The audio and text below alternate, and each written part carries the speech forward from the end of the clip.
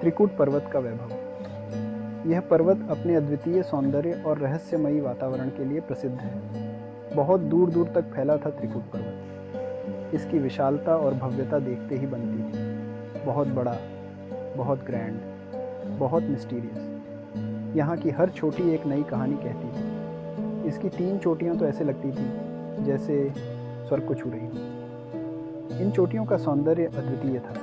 घने जंगल, सुंदर फूल और बर्ड्स की मधुर आवाज़। यहाँ की प्रकृति का हर कोना जीवंत था। ये पर्वत देवताओं का घर था, अर्षियों की तपस्या की जगह। यहाँ के मंदिर और आश्रम शांति और आध्यात्मिकता का प्रतीक थे। इसी पर्वत पर एक बहुत सुंदर सरोवर था।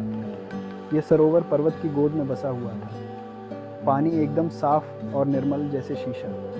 इस सरोवर का पानी इतना साफ था कि इसमें पर्वतों की परछाई दिखती थी। उसमें कमल के फूल खिले हुए थे, जैसे प्रकृति हंस रही हो। इन फूलों की खुशबू पूरे वातावरण को महका देती थी। इस सरोवर में सब आते थे, अपनी प्यास बुझाने, अपनी थकान मिटाने।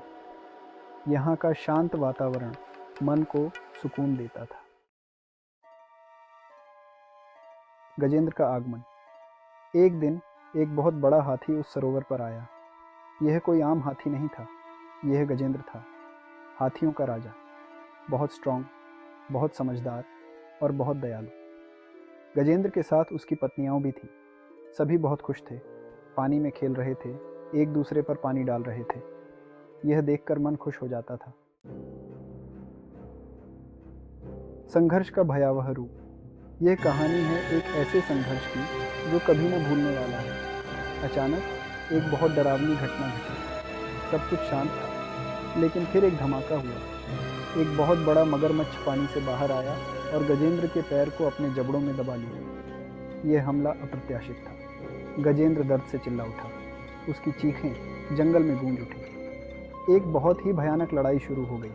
पानी में उथल पुथल मच गई। गजेंद्र अपनी पूरी ताकत से उस मगरमच्छ से लड़ रहा था, लेकिन मगरमच्छ भी उतना ही ताकतवर था। दोनों के बीच संघर्ष बढ़ता ही जा रहा था। बहुत देर हो गई, लेकिन लड़ाई खत्म नहीं हुई। सूरज ढलने लगा, पर संघर्ष जारी रहा।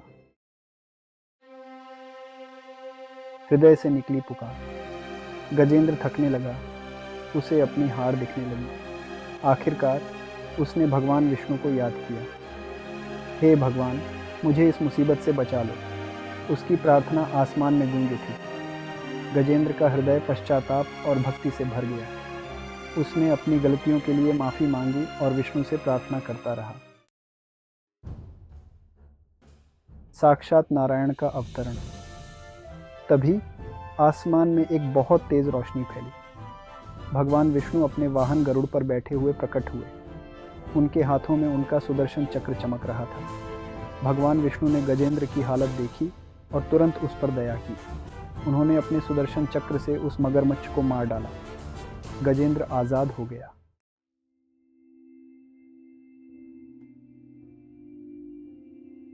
मोक्ष का आलिंगन। गजेंद्र ने भगवान विष्णु के चरणों में अपना सिर झुका दिया। उसकी आंखों से खुशी के आंसू बह रहे थे। भगवान विष्णु ने उसे आशीर्वाद दिया और उसे अपने साथ बैकुंठ धाम ले गए। कथा का अमर संदेश। यह संदेश हमें जीवन के हर पहलू में मार्गदर्शन करता है। ये कहानी हमें सच्ची भक्ति का महत्व सिखाती है। भक्ति जो हमें भगवान के करीब लाती है और हमारे जीवन को सार्थक बनाती है। चाहे कितनी भी तकलीफ क्यों ना हो, हमें कभी भी भगवान का साथ नहीं छोड़ना चाहिए। कठिनाइयों में भी भगवान पर विश्वास बनाए रखना चाहिए। गजेंद्र मोक्ष की कहानी हमें यह भी बताती है कि भगवान हमेशा अपने भक्तों की रक्षा के लिए तैयार रहते हैं। जब भी भक्त संकट में होते हैं, भगवान उनकी सहायता के लिए आते हैं। मुनिवर, सूत जी ने कहा, क्या आप गजेंद्र मोक्ष की कथा दोबारा सुनाएंगे? यह कथा हमें हर बार नई प्रेरणा देती है। हाँ महर्षि, मुनियों ने उत्तर दिया। यह कथा तो अद्भुत है। इसे सुनकर हमें जीवन के सत्य का बोध होता है।